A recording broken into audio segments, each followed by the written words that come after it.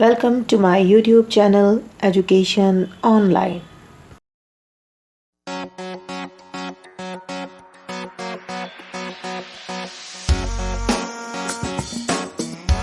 दूसरे भाग से आगे क्लास 11th यूनिट 2 ओलंपिक आंदोलन 1920 के बाद ग्रीष्मकालीन और शीतकालीन ओलंपिक खेलों में लगातार भारत ने प्रतिभाग किया है।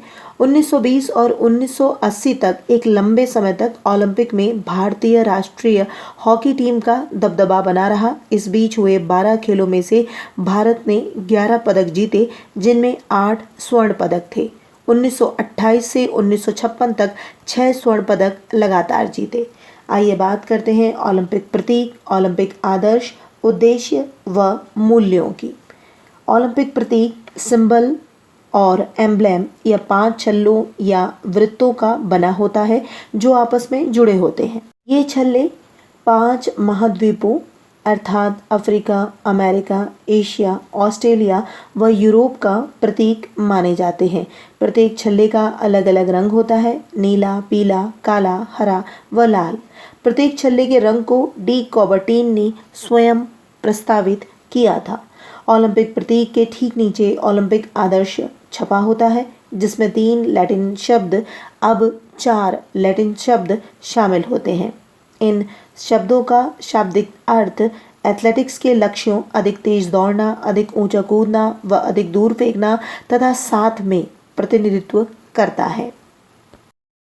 आइए अब बात करते हैं द्रोणाचार्य पुरस्कारों की। भारतवर्ष में पुराने समय में प्रत्येक जगह प्रत्येक व्यक्ति द्वारा गुरुओं का आदर व सम्मान किया जाता था। इस समय गुरु अभूतपूर्व प्रशिक्षण व शिक्षा प्रदान किया करते थे, जो कि आजकल के कोच या फिर शारीरिक शिक्षक खिलाड़ियों को प्रशिक्षण देते हैं ताकि खिलाड़ी राज्य, राष्ट्रीय व अंतर्राष्ट्रीय स्तर पर अच्छा स्थान प्राप्त कर सके। भारत सरकार ने प्रशिक्षकों कोच को सन 1985 से द्रोणाचार्य पुरस्कार से सम्मानित करना शुरू किया। महाभारत के गुरु द्रोणाचार्य की याद में यह पुरस्कार प्रशिक्षकों को प्रदान किया जाता है। द्रोणाचार्य पुरस्कार ऐसे प्रसिद्ध प्रशिक्षकों को प्रदान किया जाता है जिनकी टीम या खिलाड़ियों ने पिछले 3 सालों में अंतर्राष्ट्रीय स्तर पर लगातार श्रेष्ठ प्रदर्शन किया गया हो। द्रोणाचार्य पुरस्कार में एक शिल्पित पट्टी, एक सम्मान पत्र तथा 5 लाख रुपए का नकद पुरस्कार शामिल होता है। इस पुरस्कार के विजेताओं को उस स्थान पर आमंत्रित किया जाता है जहां पर पुरस्कार वितरण समारोह का आयोजन किया जाना है। यह पुरस्कार 2 बार प्रदान नहीं किया जा सकता। यदि कोच या ट्रेनर जीवित नहीं होगा तो यह पुरस्कार मरणोपरांत भी दिया जा सकता है। यदि सरकार किसी कोच को किसी कारण से पुरस्कार रद्द करने का निर्णय लेती है तो प्राप्तकर्ता को सम्मान पत्र वापस करना पड़ता है। द्रोणाचार्य पुरस्कार आधिकारिक तौर पर खेल और खेलों में उत्कृष्ट कोचों के लिए दिया जाता है। भारत गणराज्य के खेल कोचिंग समान है। यह पुरस्कार द्रोण के नाम पर रखा गया है। पुरस्कार की कसौटी, यह पुरस्कार 2 बार प्रदान नहीं किया जा सकता। यदि कुछ ट्रेनर जीवित नहीं है तो यह पुरस्कार मरणोपरांत भी दिया जा सकता है। नामांकन, पुरस्कार के नामांकन के लिए राष्ट्रीय खेल संघों संगठनों से ministry of youth affairs and sports के द्वारा आमंत्रित किए जाते हैं। नामांकनों की प्राप्ति की अंतिम तिथि उसी वर्ष की 31 मई होती है।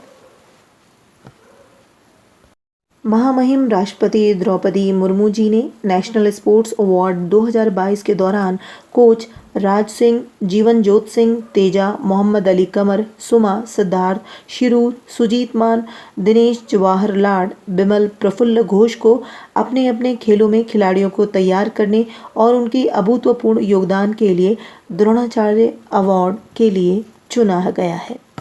बात करते हैं अर्जुन पुरस्कारों की। तो अर्जुन पुरस्कार भारत सरकार द्वारा खिलाड़ियों को प्रदान किए जाने वाला सर्वोत्तम सम्मान है। यह पुरस्कार उन खिलाड़ियों को प्रदान किया जाता है जिसकी उस वर्ष असाधारण उपलब्धि हो तथा पिछले 3 वर्षों में प्रदर्शन का स्तर बहुत अच्छा रहा हो।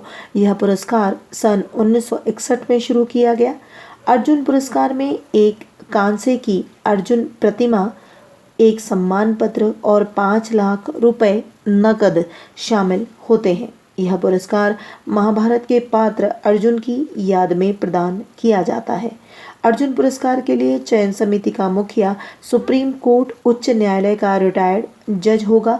इसमें 4 उत्कृष्ट या प्रतिष्ठित खिलाड़ी, ओलंपियन या पूर्व राजीव गांधी खेल रत्न विजेता या अर्जुन पुरस्कार विजेता, खेलों से संबंधित जर्नलिस्ट, विशेषज्ञ, कमेंटेटर्स, एक प्रतिष्ठित खिलाड़ी, खेल प्रशासक विशेषज्ञ जो पैरा स्पोर्ट्स से संबंधित हो, एक खेल प्रशासक, एक एक्स ऑफिसियो सदस्य, निदेशक general sports authority of India व एक सदस्य सचिव, सहसचिव, स्पोर्ट्स डिपार्टमेंट ऑफ स्पोर्ट्स शामिल होते हैं। सामान्यतः यह पुरस्कार एक खेल से केवल एक ही खिलाड़ी को प्रदान किया जाता है, लेकिन महिला खिलाड़ी की दशा में एक खेल में 2 खिलाड़ियों को भी इस पुरस्कार से सम्मानित किया जा सकता है। निश्चित तिथि भारत सरकार द्वारा बढ़ाई भी जा सकती है। भारत सरकार एक विशेष कमेटी बनाती है जो विभिन्न खेल संघों द्वारा भेजी गई खिलाड़ियों की सूचियों का बारीकी से निरीक्षण करती है। पूरी छानबीन के बाद यह विशेष कमेटी खिलाड़ियों की सूची भारत सरकार के पास भेज देती है। यदि भारत सरकार को खिलाड़ियों की सूची निश्चित समय तक प्राप्त नहीं होती है तो भारत सरकार उस वर्ष के लिए किसी विशेष खिलाड़ी को भी सम्मानित कर सकती है। अर्जुन पुरस्कार के बारे में अंतिम निर्णय भारत सरकार के हाथों में ही होता है। भारत सरकार किसी भी खिलाड़ी के पुरस्कार को रद्द भी कर सकती है। आइए बात करते हैं राजीव गांधी खेल रत्न पुरस्कार। अब इसका नाम परिवर्तित होकर ध्यानचंद खेल रत्न पुरस्कार हो गया है। यह ऐसे खिलाड़ियों को दिया जाता है जिनका खेलों के वर्ष में 1 अप्रैल से 31 मार्च तक अति उत्तम प्रदर्शन रहा हो। यह एक खिलाड़ी से अधिक खिलाड़ी को भी दिया जा सकता है। यदि खिलाड़ी टीम गेम से संबंधित हो तो इसमें 7.5 लाख का पुरस्कार दिया जाता है और इस नगद राशि पर कोई आयकर या संपत्ति टैक्स नहीं लगता। यदि एक से ज़्यादा खिलाड़ी होते हैं तो खिलाड़ियों में यह संख्या या धनराशि बांट दी जाती है। इन्हें एक सम्मान पत्र दिया जाता है और एक शिल्प पट्टी दी जाती है। तो इस पुरस्कार के लिए जिस खिलाड़ी का चुनाव होता है उसे एक ब्लेज़र और एक टाई पुरस्कार के लिए आने जाने के लिए दी जाती है। सरकार के द्वारा निश्चित TADA का भी भुगतान होता है। मेजर ध्यानचंद भारतीय फील्ड हॉकी के भूतपूर्व खिलाड़ी एवं कप्तान थे। भारत एवं विश्व हॉकी के सर्वश्रेष्ठ खिलाड़ियों में उनकी गिनती होती है। उनका जन्म एक क्षत्रिय परिवार में हुआ था। वे 3 बार ओलंपिक के स्वर्ण पदक जीतने वाली भारतीय हॉकी टीम के सदस्य रहे, जिन्होंने 1928 का एम्स्टर्डम ओलंपिक, 1932 का लॉस एंजलिस ओलंपिक एवं 1936 का बर्लिन ओलंपिक जीता था। उनकी जन्मतिथि को भारत में राष्ट्रीय खेल दिवस के रूप में मनाया जाता है और राजीव गांधी खेल पुरस्कारों को अब मेजर ध्यानचंद खेल रत्न पुरस्कार के नाम से जाना जाता है, क्योंकि उन्हें हॉकी का जादूगर कहा जाता था। उन्होंने अपने खेल जीवन में 1000 से अधिक गोल दागे। जब वो मैदान में खेलने को उतरते थे तो गेंद मानो उनकी हॉकी स्टिक से चिपक सी जाती थी। उन्हें 1956 में भारत के प्रतिष्ठित नागरिक सम्मान पद्म भूषण से भी सम्मानित किया गया। इसके अलावा बहुत से संगठन और प्रसिद्ध लोग समय समय पर उन्हें भारत रत्न से सम्मानित करने की मांग भी करते रहे हैं। इन्हीं के नाम पर दिया जाने वाला मेजर ध्यानचंद खेल रत्न पुरस्कार भारत में दिया जाने वाला सबसे बड़ा खेल पुरस्कार है। सबसे पहले इसका नाम राजीव गांधी खेल रत्न पुरस्कार था। इस पुरस्कार को भारत एवं विश्व हॉकी के सर्वश्रेष्ठ खिलाड़ी के नाम पर रखा गया है। यह प्रतिवर्ष खेल एवं युवा मंत्रालय द्वारा प्रदान किया जाता है। प्राप्तकर्ताओं को मंत्रालय द्वारा गठित एक समिति द्वारा चुना जाता है और उन्हें अंतर्राष्ट्रीय स्तर पर पिछले 4 साल की अवधि में खेल क्षेत्र में शानदार और सबसे उत्कृष्ट प्रदर्शन के लिए सम्मानित किया जाता है। इस पुरस्कार से एक पदक, एक प्रशस्ति पत्र और नगद राशि पुरस्कृत व्यक्तियों को दिए जाते हैं। सन 2019 में यह राशि 7.5 लाख रुपए थी, लेकिन अब यह राशि बढ़ाकर 25 लाख कर दी गई है। सम्मानित व्यक्तियों को रेलवे की मुफ्त पास सुविधा प्रदान की जाती है, जिसके तहत मेजर ध्यानचंद खेल रत्न पुरस्कार विजेता राजधानी या शताब्दी गाड़ियों में प्रथम और द्वितीय वातानुकूलित कोचों में मुफ्त में यात्रा कर सकते हैं। आइए आगे चलते हैं और बात करते हैं सीबीएसई स्पोर्ट्स संगठन व संविधान की। सीबीएसई प्रत्येक वर्ष खेलकूद के टूर्नामेंट का क्लस्टर स्तर, जोनल स्तर व राष्ट्रीय स्तर पर विभिन्न खेलों में आयोजन करता है। अंतर्विद्यालय खेलकूद के कुशल एवं सफल आयोजन को सुनिश्चित करने के लिए ये खेल प्रतियोगिताएं सीबीएसई के सामान्य निर्देशों व इसकी नीतियों की पुष्टि के साथ आयोजित की जाती है। खेलकूद समिति का मुख्यालय central board of school education Delhi है। सीबीएसई का चेयरमैन खेलकूद समिति के चेयरमैन होते हैं। इसके उद्देश्यों में सामान्य उद्देश्यों में टूर्नामेंट्स व प्रतियोगिताओं का आयोजन करना, विद्यालयों के बीच मैत्रीपूर्ण संबंधों को बढ़ाना व खेल भावना को प्रोत्साहित करना, विद्यालयों में प्रचलित खेलों के सामान्य स्तरों को ऊपर उठाना व विद्यार्थियों में खेलों द्वारा मूल्यों के विकास के लिए कार्य करना, शारीरिक शिक्षा के अध्यापकों के लिए ओरिएंटेशन, रिफ्रेशर व प्रशिक्षण के कार्यक्रम आयोजित करना, ऐसी अन्य गतिविधियों का आयोजन करना जो स्पोर्ट्स कमेटी के लक्ष्य व उद्देश्यों के लिए सहायक हो। इसके बाद बात करते हैं चाचा नेहरू खेल पुरस्कार की, जो कि सीबीएसई केंद्रीय माध्यमिक शिक्षा बोर्ड के द्वारा पुरस्कार दिया जाता है और यह वास्तव में एक छात्रवृत्ति स्कॉलरशिप अवार्ड है या पुरस्कार है, जो कि पुरस्कारों के रूप में छात्र छात्राओं को दी जाती है। इसका उद्देश्य खेलकूद में 9वीं कक्षा से 12वीं कक्षा तक के विद्यार्थियों में असाधारण प्रतिभा को पहचानना, स्वीकार करना तथा विकसित करना है। विद्यालय स्तर पर खेलकूद संबंधी गतिविधियों को विकसित करने में यह पुरस्कार अत्यंत लाभदायक सिद्ध होता है। यह बच्चों में मानसिक व शारीरिक स्वास्थ्य के महत्व को बढ़ाने में भी सहायक होता है। छात्रवृत्ति के रूप में यह पुरस्कार विद्यार्थियों को उनकी खेल गतिविधियों में आगे बढ़ने के लिए प्रेरित भी करता है।